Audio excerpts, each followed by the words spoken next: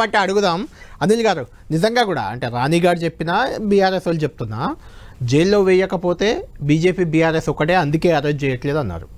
జైల్లో వేస్తే పార్లమెంట్ ఎన్నికల్లో లబ్ధి కోసం బీజేపీ బీఆర్ఎస్ ఒక్కటి కాదు అని ప్రొజెక్షన్ చేసుకోవడానికి జైల్లో వేశారన్నారు. ఇప్పుడు బెయిల్ వస్తే బీజేపీ బీఆర్ఎస్ ఒక్కటే బెయిల్ వచ్చింది అంటున్నారు. అంటే మీ ఉద్దేశం ఏంది? బీజేపీ అధికారంలో ఉన్నన్ని రోజులు కవితకు బెయిల్ రాదనుకున్నారా? అంటే ప్రతి రాజకీయ పార్టీ కూడా అక్కడ ఉన్న పరిస్థితులను బట్టి వాళ్ళకి అనుకూలంగా మాట్లాడుకునే అట్లా ప్రయత్నం చేస్తుంటారు. దాంట్లో భాగంగా అన్ని పార్టీలు కూడా, మేమే కాదు, కాంగ్రెసే కాదు, భారతీయ జనతా పార్టీ కావచ్చు, బీఆర్ఎస్ కావచ్చు, అందరూ కూడా ఆ విధంగానే మాట్లాడతారు. అసలు వాస్తవంలోకి వెళ్తే ఏం జరిగిందంటే కవిత గారిని అరెస్ట్ చేయడానికి కారణం కేజ్రీవాల్ గారిని ఫిక్స్ చేయాలన్న ఒక ఆలోచనతో అప్పుడు 100 కోట్ల రూపాయలు ఫండింగ్ చేశారు పంజాబ్ ఎన్నికలకు అని చెప్పి, దానిపైన అప్పుడు గవర్నర్ గారు దృష్టి పెట్టడం వల్ల ఈ స్కామ్ అన్నది బయటకు వచ్చింది. ఈ 100 కోట్ల రూపాయలు ఎక్కడికి వెళ్ళి వచ్చిన డబ్బు అన్నది వాళ్ళు దానిపైన విచారణ జరిపినప్పుడు ఈ 100 కోట్ల రూపాయల డబ్బు అనేది లిక్కర్ స్కామ్కి, లిక్కర్ పాలసీలకి వెళ్ళి వాళ్ళు తీసినరు అని చెప్పేసి వచ్చింది. అప్పుడు కేజ్రీవాల్ గవర్నమెంట్ని ఫిక్స్ చేయడానికి వాడినరు. అందులో కవిత గారి పాత్ర ఉంది కాబట్టి కవిత గారు జైలుకి వెళ్ళడం జరిగింది. అప్పుడు నేను పదే నేను అప్పుడు కూడా చెప్పాను, చాలాసార్లు నేను ఈ టీవీ డిబేట్లలో కూడా మీ దగ్గర కూడా నేను చాలాసార్లు మాట్లాడినా.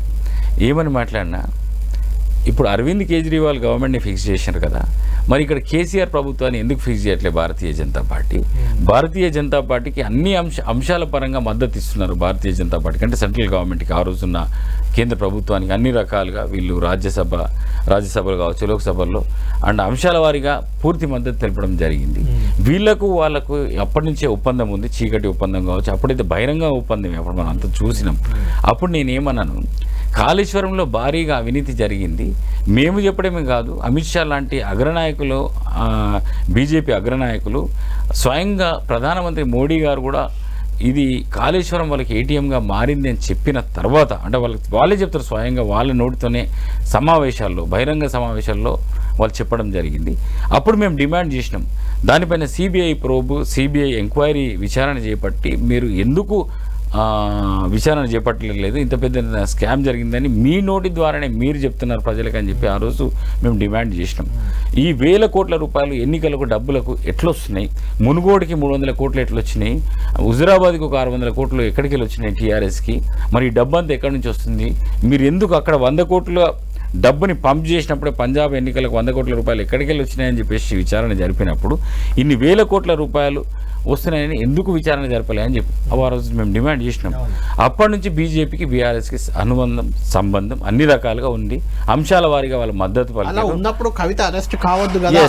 నేను అది అక్కడికి వస్తున్నా. ఈ కవిత అరెస్ట్ కావడానికి కారణం ఏంటిదంటే అరవింద్ కేజ్రీవాల్ గారిని ఫిక్స్ చేయాలి కాబట్టి, ఆమ్ ఆద్మీ పార్టీని ప్రభుత్వాన్ని ఫిక్స్ చేయాలి కాబట్టి ఆ రకంగా కవిత ఆ కేసులో ఉంది. కవిత వాస్ అసలు ఆమెనే కదా మొత్తం కింగ్ పిన్ అంతా కవితనే కదా, ఆ డబ్బు సమకూర్చడం కావచ్చు, ఈ లిక్కర్ స్కామ్ కావచ్చు, ఇదంతా కూడా కవిత గారి పాత్రనే ఎక్కువ అని ఈడీ సిబిఐ చెప్పింది. ఈరోజు సుప్రీంకోర్టు ఏమో అన్ఫేర్గా ఉంది అసలు విచారణ అన్నది. సరే, అది ఎలా మేనేజ్ చేస్తారు, ఏం చేస్తారు అన్నది పక్కకు పెట్టేస్తుంది. ఈ బెయిల్ ఎందుకు వచ్చింది? ఈ బెయిల్ రావడానికి కారణం భారతీయ జనతా పార్టీతో కొమ్ముకైనరు కాబట్టి బెయిల్ వచ్చిందని నేను పూర్తిగా మేము నమ్ముతున్నాం. ఢిల్లీ ఉప ముఖ్యమంత్రికి కూడా బెయిల్ వచ్చింది, ఆయన 1.5 year తర్వాత వచ్చింది. మరి అరవింద్ కేజ్రీవాల్కి ఇంకా బెయిల్ ఎందుకు రాలే? మరి వస్తుందేమో.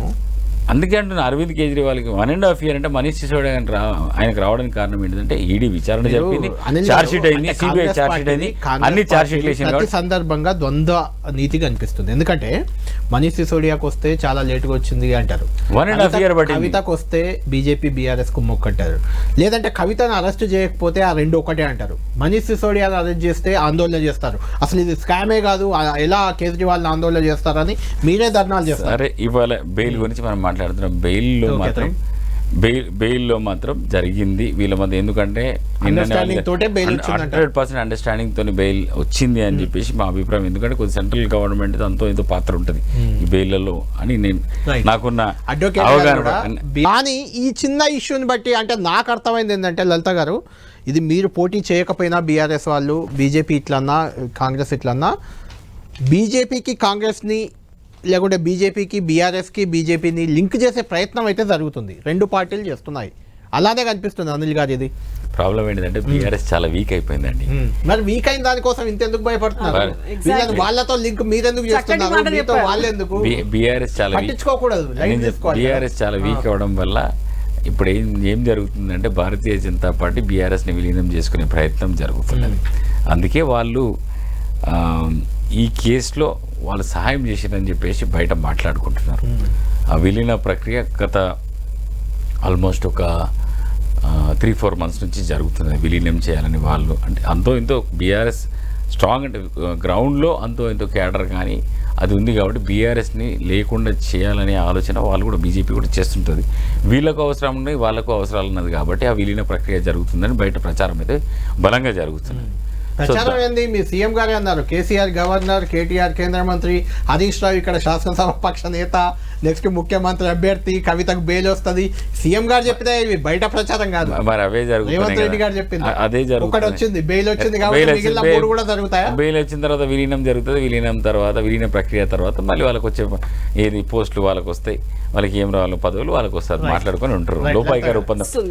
అనిల్ గారు, ఫైనల్గా కంక్లూడ్ చేద్దాం. ఇప్పటిదాకా మీరు బీఆర్ఎస్ని కార్నర్ చేస్తూ వచ్చారు కవిత కేసుపై, మీరైనా బీజేపీ అయినా, రాణి గారితో కూడా మాట్లాడదాం.